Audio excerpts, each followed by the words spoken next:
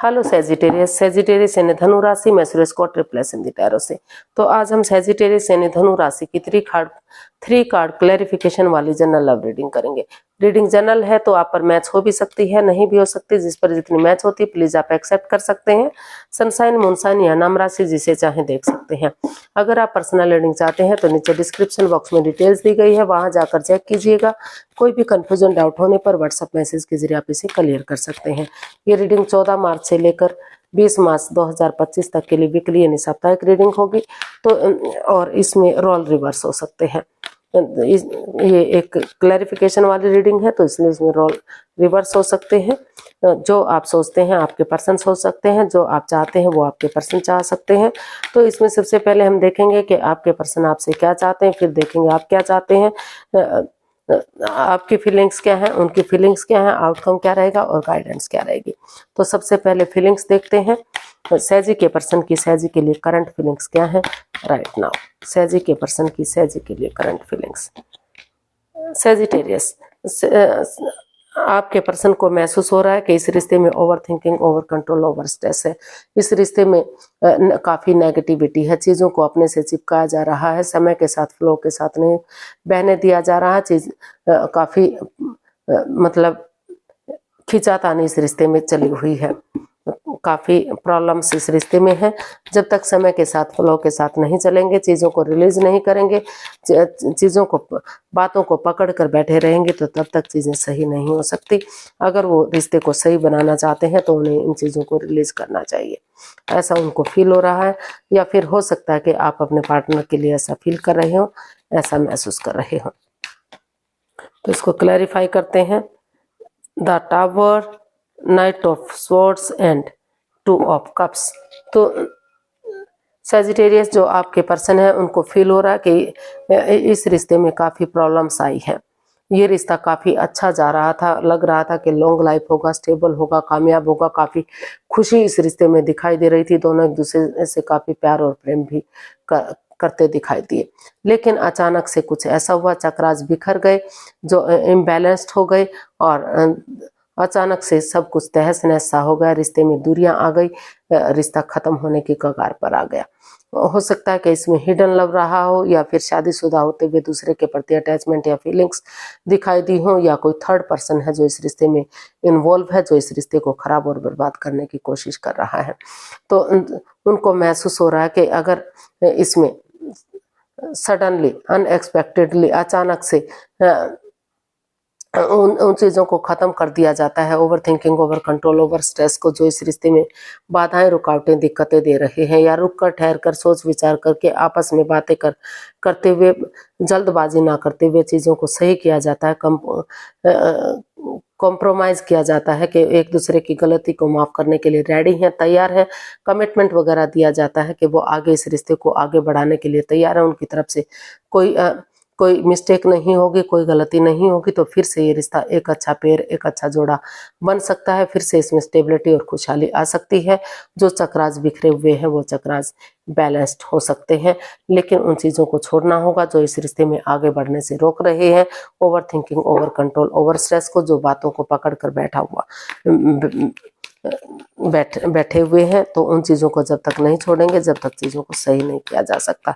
तो जल्दबाजी में आकर कोई भी इसमें कदम नहीं बढ़ाना है, सोच विचार करके इसमें डिसीजन लेना है, कॉम्प्रोमाइज़ करना है, कमिटमेंट वगैरह देना है, तभी ये रिश्ता आगे बढ़ेगा। तो देख लेते हैं आप अपने पर्सन के लिए क्या फील कर रहे हैं। सेजिटेरियस, आपकी फीलिंग्स क्या है। द चैरियट, आपको लग रहा है कि अगर आप अच्छे आइडियाज़, अच्छी अपॉर्चुनिटी के साथ, करेज, हिम्मत और साहस के साथ भी, डेडिकेशन के साथ गिव अप नहीं करेंगे, हार नहीं मानेंगे। जैसे रणभूमि में सिपाही आगे बढ़ता है, कभी पीठ नहीं दिखाता, उसी तरह से आगे बढ़ेंगे और कॉम्प्रोमाइज़ करेंगे, कमिटमेंट वगैरह देंगे कि वो कमिटमेंट वगैरह देने के लिए रेडी हैं, तैयार हैं, इस रिश्ते में आगे बढ़ने के लिए तैयार हैं। तो फिर से ये रिश्ता रीयूनियन, रिकॉन्सिलेशन हो सकता है। फिर से जो डाइवोर्स जैसी स्थिति पैदा हो गई थी, अब दूरियां आ गई थी, फिर से वो रिश्ता रीयूनियन, रिकॉन्सिलेशन किया जा सकता है। तो इसको ऐसा आप अपने पर्सन के लिए फील कर रहे हैं, या हो सकता है कि वो आपके लिए ऐसा महसूस कर रहे हो। इसको क्लैरिफाई करते हैं। तो हमारे पास कार्ड्स आए हैं 9 of wands, the devil, and 4 of swords, 5 of swords, and the chariot. And bottom of the deck 10 of pentacles. तो सैजिटेरियस, आपको महसूस हो रहा है कि जो आपके पर्सन है उनकी वजह से ये रिश्ता जकड़न बन गया है, प्रॉब्लम बन गया है। इस रिश्ते में लस्ट है, एडिक्शन है, गैम्बलिंग है, स्मोकिंग है, ड्रिंकिंग है, नेगेटिव लोगों में बैठना, वो किसी दूसरे के प्रति अटैचमेंट फील करते हैं, या फिर प्यार होते हुए भी वो उनके साथ चीट कर रहे हैं, धोखा दे रहे हैं, छल कर रहे हैं, या तो वो शादीशुदा हैं या फिर वो उनसे छिपा रहे हैं, उनके प्रति ऑनेस्ट या लॉयल नहीं है। लेकिन फिर भी आपको महसूस हो रहा है, चाहे कुछ भी हुआ है, अगर वो उनकी भावनाओं के साथ नहीं खेलते, अपनी ईगो को छोड़ देते हैं, अपने अहम को छोड़ देते हैं और इस रिश्ते में स्टैंड लेते हैं, ये डेडिकेशन के साथ आगे बढ़ते हैं कि वो गिव अप नहीं करेंगे और पुरानी बातों को भुलाते हुए, जो गिले शिकवे, जो प्रॉब्लम्स रही हैं, इस रिश्ते में आगे बढ़ेंगे। अपने ईगो को, अपने अहम को ऊपर नहीं रखते, क्योंकि अगर उनकी इंसानियत, अगर वो इसमें अपनी ईगो दिखाएंगे तो भले ही चाहे उनकी ईगो जीत जाए, लेकिन उनकी इंसानियत हार सकती है। तो वो यही महसूस कर रहे हैं कि अगर वो अपनी ईगो को, अपने अहम को छोड़ देते हैं और उनकी भावनाओं के साथ नहीं खेलते, जिस वजह से इस रिश्ते में जकड़न हुई है, चाहे वो गैम्बलिंग है, स्मोकिंग है, ड्रिंकिंग है, नेगेटिव लोगों में बैठना, नेगेटिव सोचना, एनवायरनमेंट को नेगेटिव करना, उन सब चीज़ों को छोड़ते हुए परिवार या फैमिली का सपोर्ट लेते हुए, उनकी हेल्प या मदद लेते हुए इस रिश्ते में स्टैंड लेते हैं। चाहे वो चोटिल हैं, चाहे सामने वाले चोटिल हैं, कोई अंदर से दुखी है, परेशान है, लेकिन अगर इस रिश्ते में मौका मिल रहा है, चांस मिल रहा है, तो उन्हें इस चांस को लेना चाहिए। उन्हें इस रिश्ते में नए सिरे से एक बिगिनिंग, एक शुरुआत करनी चाहिए। इसमें परिवार या फैमिली का सपोर्ट, बड़े बुजुर्गों का आशीर्वाद लेना चाहिए, ताकि जो नेगेटिविटी है, जो परेशानी है, जो दुख तकलीफ है, वो खत्म हो सके और चीज़ों को आगे बढ़ाया जा सके। और वो अगर नहीं चाहते वो इस रिश्ते में स्टैंड लेना, तो अगर उनको लगता है कि उनकी ईगो ही उनके लिए अहमियत रखती है, मायने रखती है, वो अपनी ईगो को छोड़ना नहीं चाहते, और जो भी लास्ट एडिक्शन या गैम्बलिंग, स्मोकिंग रहा है, उन चीज़ों को नहीं छोड़ना चाहते, तो उन्हें इस रिश्ते से बाहर हो जाना चाहिए। इस रिश्ते में डाइवोर्स लेना चाहिए, इस रिश्ते में दूरियां बनानी चाहिए। चाहे उनको दुख हो या उनके पर्सन को किसी को भी दुख हो, तो उन्हें इस रिश्ते से एक दूसरे से माफी मांगते हुए अपनी लाइफ में आगे बढ़ जाना चाहिए। इस रिश्ते में उन्हें नहीं रहना चाहिए। तो देख लेते हैं आपके पर्सन आपसे क्या चाहते हैं। सैजी के पर्सन सैजी से क्या चाहते हैं।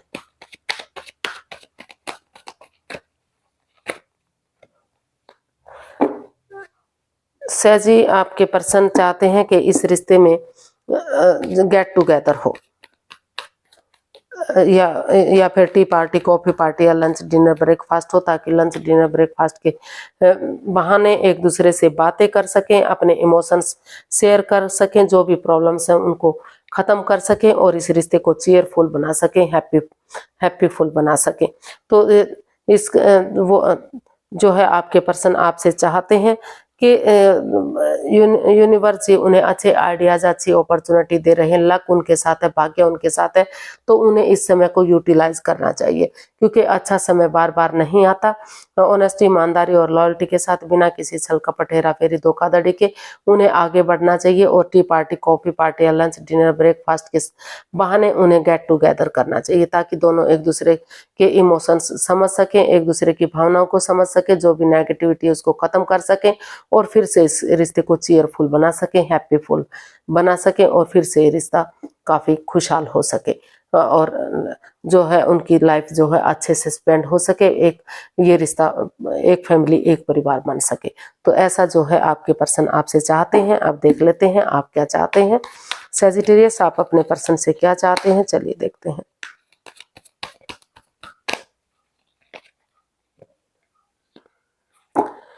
Three of swords.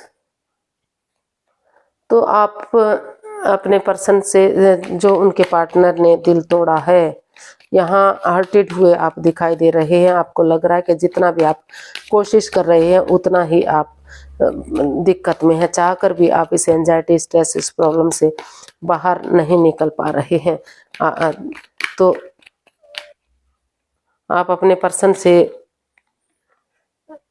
चाहते हैं कि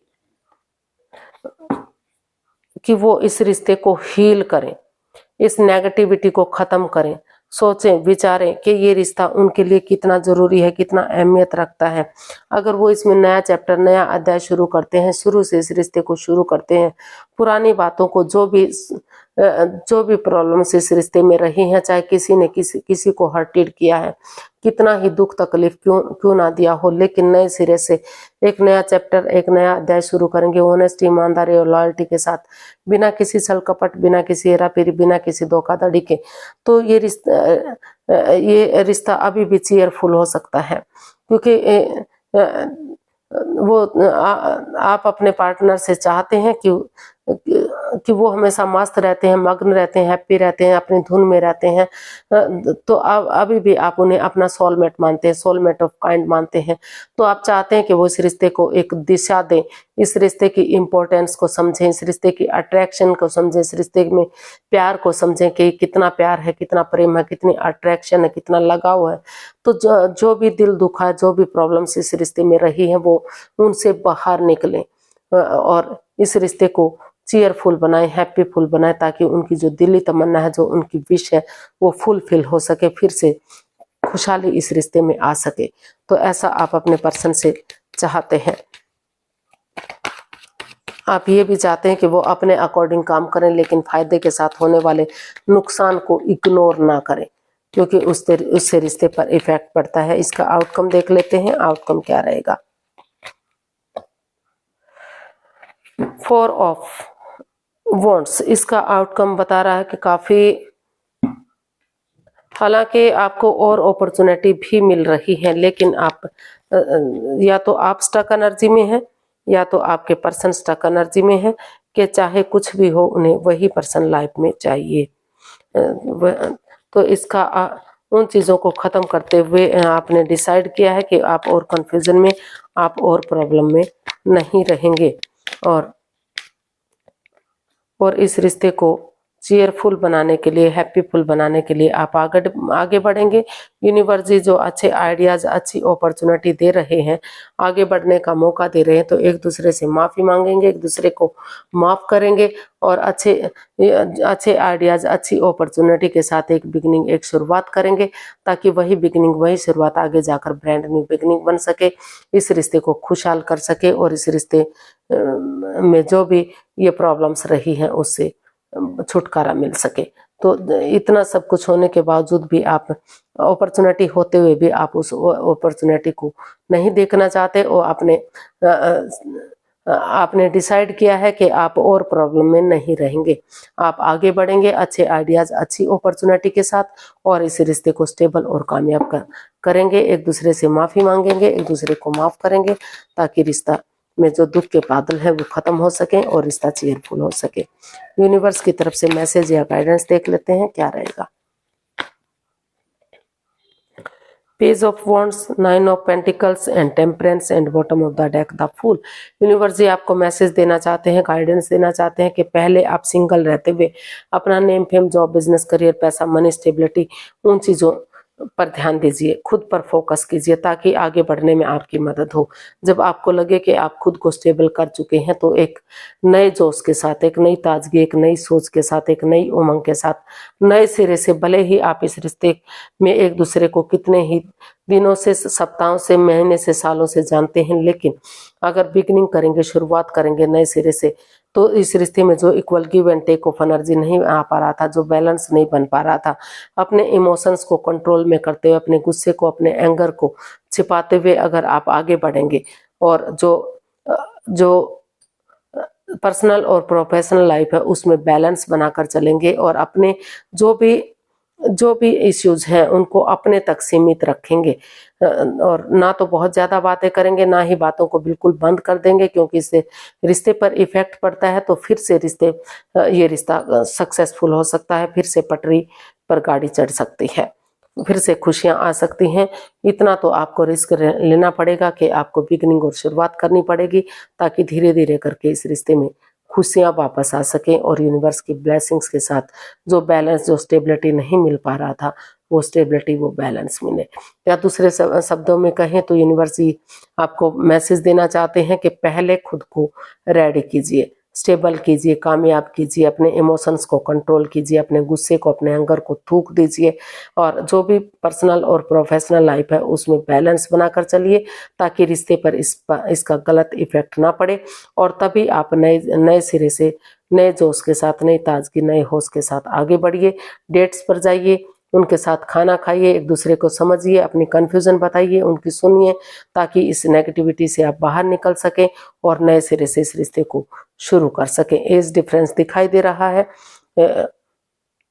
इसमें काफ़ी हो सकता है कि आप यंग हो या सामने वाला यंग हो, दूसरा इमैच्योर हो, तो आप उनके साथ घूमना फिरना कीजिए, बातें कीजिए, लेकिन जब तक ये एनर्जी इमैच्योर नहीं हो जाती तब तक आपको किसी भी रिश्ते में नहीं जाना चाहिए। सोच विचार करके ही आपको कदम बढ़ाना है। आज के लिए इतना ही, फिर नई वीडियो के साथ मिलते हैं। अगर वीडियो सही लगती हैं, अच्छी लगती हैं तो प्लीज़ लाइक, शेयर और सब्सक्राइब करें। कमेंट्स करना ना भूलें, इससे मोटिवेशन मिलता है, हेल्प मिलती है, वीडियो बनाने में मदद मिलती है। तो जल्दी मिलते हैं नई वीडियो के साथ। तब तक के लिए हैप्पी रहें, खुश रहें। नमस्ते, थैंक यू सो मच।